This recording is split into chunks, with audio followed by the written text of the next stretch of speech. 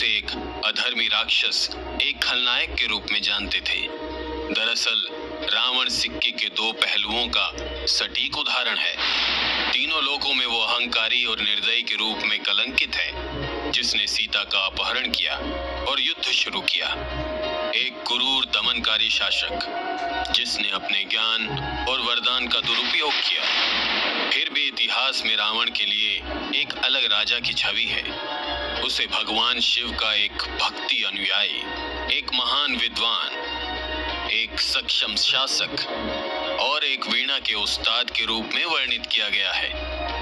यदि आप चाहते हैं तो हम आपको रावण के जीवन के उन रहस्यों के बारे में अवश्य बताएंगे, परंतु उसके लिए आपको उसके जन्म की वो कहानी सुननी होगी जिसे कहते हैं रावण लीला। अगस्त मुनि की बातों ने श्री राम को उत्सुकता से भर दिया था। आखिर वो कौन सा रहस्य है रावण के बारे में जिसे जानना इतना जरूरी है?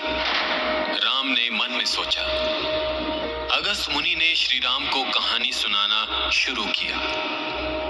यदि आप इतना आग्रह कर रहे हैं तो सुनो राजन।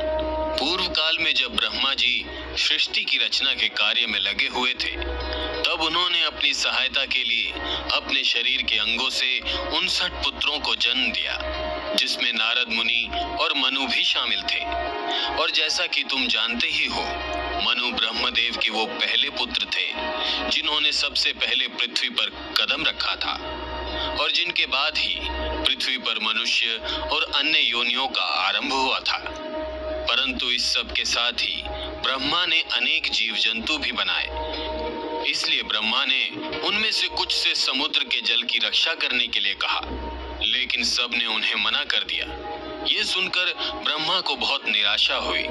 इस बात पर क्रोध करते हुए वो उन सभी जलीय जीवों से कहने लगे, हे जल जीवों, तुम्हें जरा भी लज्जा नहीं आती? जिस जल पर तुम सभी पूरी तरह से आश्रित हो और जो जल ही तुम्हारे जीवन का मुख्य स्रोत है, तुम उस जल की रक्षा करने से इनकार कैसे कर सकते हो? मैंने तुम सभी के रहने के लिए जल का प्रबंध किया और तुम उस जल की रक्षा नहीं करना चाहते हो। ब्रह्मा की क्रोधित पुकार सुनकर पृथ्वी पर रहने वाले कुछ जंतु आगे आए और उन्होंने कहा, हे ब्रह्मदेव, आपको चिंता करने की कोई आवश्यकता नहीं है, हम इस जल का रक्षण करेंगे। उन्हीं में से कुछ ने कहा, हे ब्रह्मदेव, चूंकि यह जल हमारे जीवन का मुख्य स्रोत है, तो हम इसकी पूजा करेंगे और इसके सदुपयोग का ध्यान रखेंगे। ब्रह्मा ने जब उन जंतुओं के मुख से इस तरह के वचन सुने तो उन्हें बहुत प्रसन्नता हुई और उन्होंने खुश होकर उनसे कहा, हे रक्षक गण, तुम्हारे स्वयं से आगे आकर मेरे इस कार्य में मेरा साथ देने से मैं बहुत प्रसन्न हूँ। इसलिए आज से तुम में से जो इस जल का यक्षण अर्थात पूजा करेंगे वो यक्ष कहलाएंगे, और जो इस जल का रक्षण अर्थात रक्षा करेंगे वो राक्षस कहलाएंगे। ब्रह्मा के इस प्रकार कहने के बाद यक्ष और राक्षस जाति की उत्पत्ति हुई। परंतु इतना कहकर अचानक से अगस्त मुनि शांत हो गए। अचानक से अगस्त मुनि के शांत हो जाने पर राम चिंता में पड़ गए और उन्होंने बेचैन होते हुए उनसे आगे पूछा, परंतु क्या मुनिवर, यदि राक्षसों का जन्म इतने नेक उद्देश्य के लिए हुआ था, तो फिर अचानक से ऐसा क्या हुआ जो सभी इतने क्रूर और निर्दयी बन गए? और वो कौन सी मजबूरी थी जिसने अमृत रूपी जल के राक्षसों को मांस भक्षी निर्मयी भक्षसों में बदल दिया? आप शीघ्र बताएं मुनिवर, हमें इस कारण को जानने की उत्सुकता हो रही है। अगस्त मुनि ने श्री राम की व्याकुलता को समझते हुए कहा, याद रखो राम, जो मनुष्य अपनी बुद्धि और संयम से काम नहीं ले सकता, उसका बुरा होने से कोई नहीं रोक सकता। इसलिए तुम्हें खुद पर धैर्य रखना चाहिए। मैं कुछ समझा नहीं मुनिवर। राजन, किसी भी विषय के बारे में सही जानकारी हासिल करने के लिए उसके प्रत्येक पड़ाव को सही क्रम में जानने से ही उचित ज्ञान मिलता है। अन्यथा मनुष्य अपने प्रश्नों के भंवर में फंसकर अपने मार्ग से भटक जाता है। राम समझ गए थे कि अगस्त मुनि क्या कहना चाहते थे, इसलिए उन्होंने अब बीच में टोकना सही नहीं समझा और अपनी गलती के लिए क्षमा मांगी। क्षमा करें मुनिवर। श्री राम के तुरंत क्षमा मांगने पर मुनिवर को भी उनकी उदारता का एहसास हुआ, तो उन्होंने मुस्कुराते हुए कहा, राजन, प्रत्येक बात का एक उचित समय है। अतः यदि आप संयम रखेंगे तो आपको आपके प्रत्येक प्रश्न का उत्तर स्वयं ही मिल जाएगा।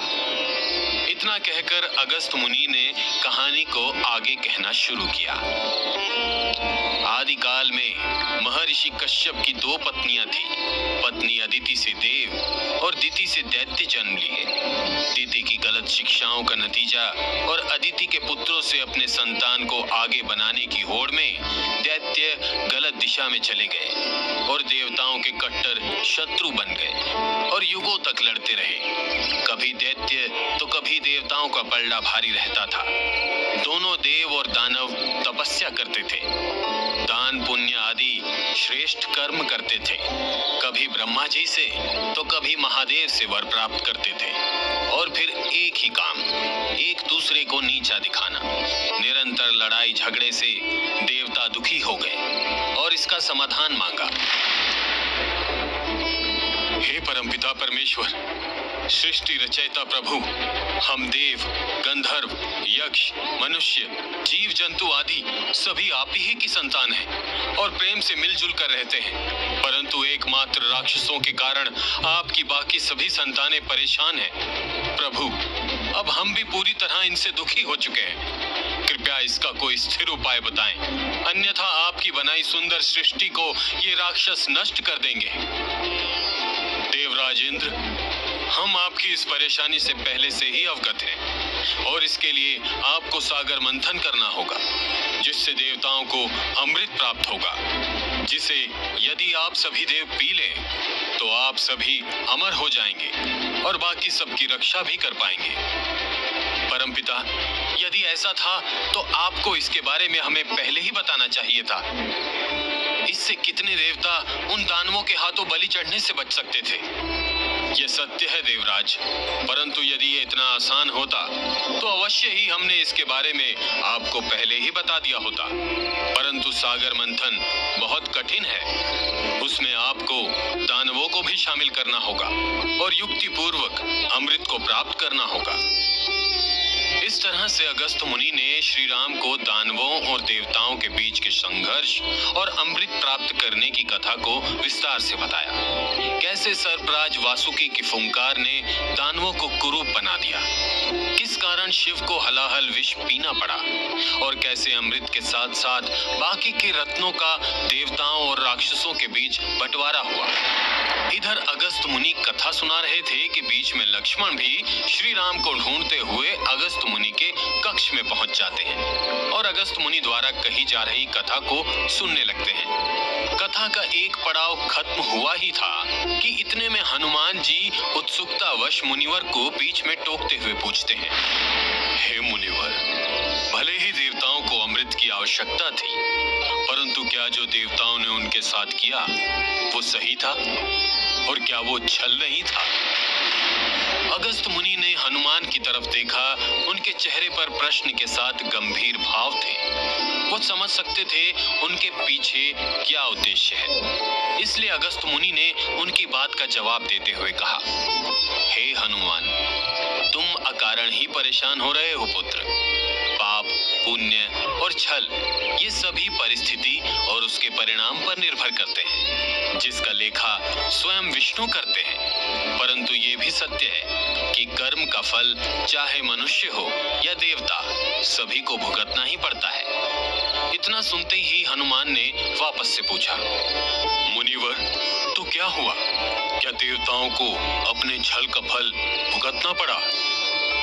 क्या किया फिर दानवों ने? हे कपिराज, क्या आपके मन में दानवों के प्रति दया भाव है? प्रभु, ना तो मैं किसी का हितैषी हूँ और ना ही शत्रु, परंतु मैं नहीं चाहता कि इतिहास आगे चल के इस बात को लेके देवताओं को कलंकित करे। हनुमान, इस सृष्टि में हर किसी को अपने द्वारा किए गए कर्मों का फल भोगना होता है और उसके बाद ही वो वैकुंठ जा सकता है। इसमें तुम और मैं कुछ नहीं कर सकते, इसलिए आपको इस विषय में चिंतन करने की जरूरत नहीं है। फिर भी आपको इस प्रश्न का उत्तर अवश्य मिलेगा, परंतु उसके लिए आपको थोड़ा धैर्य रखना पड़ेगा। चलिए अब हम समय नष्ट ना करते हुए अपनी कथा को आगे बढ़ाते हैं। अगस्त्य मुनि आगे कहते हैं, अमृत प्राप्ति के बाद वर्षों तक देवताओं का पलड़ा भारी रहा और उन्होंने दानवों पर दबाव बनाए रखा, जिससे दानव किसी को परेशान न कर सकें। परंतु लंबे समय तक दबाव में जीते जीते दानव भी उकता गए थे। अब उनके पास भी तपोबल से शक्ति अर्जित करने के सिवा कोई विकल्प नहीं था। इसी बीच दानवों में 3 दानव हुए, माल्यवान, सुमाली और माली। इनके पिता का नाम सुकेश था, जिसने भगवान शिव से वरदान पाकर धन और वैभव प्राप्त किया।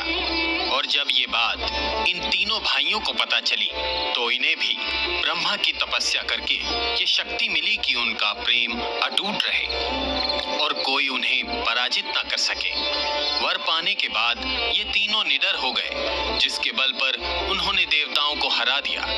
जिसके बाद उन्होंने सोने की लंका पर अपना राज्य स्थापित किया और लंका पर सबसे बड़े भाई माल्यवान का राज्य हो गया। सभी राक्षस बरसों बाद जीत के मद में एक बार फिर उदंड और निर्दयी बन चुके थे। उन्होंने अपने ऊपर हुए दबाव का बदला लेने के लिए पृथ्वी पर हाहाकार मचाने का निर्णय लिया। उन्होंने तपस्वियों और ऋषियों का जीना मुश्किल कर दिया। उनको मारना, उनके यज्ञ में विघ्न डालना शुरू कर दिया और इस बार उनका क्रोध कहीं ज्यादा था। कई वर्षों के इंतजार ने उन्हें और भी ज्यादा व्याकुल बना दिया था, जिसका परिणाम कुछ इस प्रकार उनके सामने आया। अचानक कोई तेज कदमों के साथ लगभग दौड़ता हुआ लंका के एक निजी कक्ष में प्रवेश करता है। उसकी सांसें लगभग फूली हुई थी। बड़े भाई, क्या हुआ सुमाली? क्या बात है? क्या तुम एक बार फिर माली से द्वंद्व में हार गए? बड़े भाई ने कटाक्ष में मंझले भाई की टांग खींचते हुए पूछा। नहीं भाई, वो बात नहीं है। फिर तुम्हारी विवेचना का कारण क्या है? बड़े भाई, सूचना मिली है कि हमसे डरकर ऋषि मुनियों का एक समूह, जिसमें यक्ष, गंधर्व और देवता भी शामिल हैं, अपनी सहायता के लिए विष्णु के पास गए हैं। उस समय माल्यवान भोजन कर रहा था। उसने अपने हाथ पोंछते हुए कहा, ये तो अच्छी बात है। इसका अर्थ तो ये हुआ कि अब हमारे सामने खड़े होने का सामर्थ्य इस पृथ्वी और पाताल में किसी और के पास नहीं है। अच्छा है, बहुत अच्छा है। तो क्या कहा विष्णु ने? मुझे पूर्ण विश्वास है उस चालाक ने भी अपनी विवशता दिखाकर उन्हें ब्रह्मा या किसी और देवता के पास भेज दिया होगा।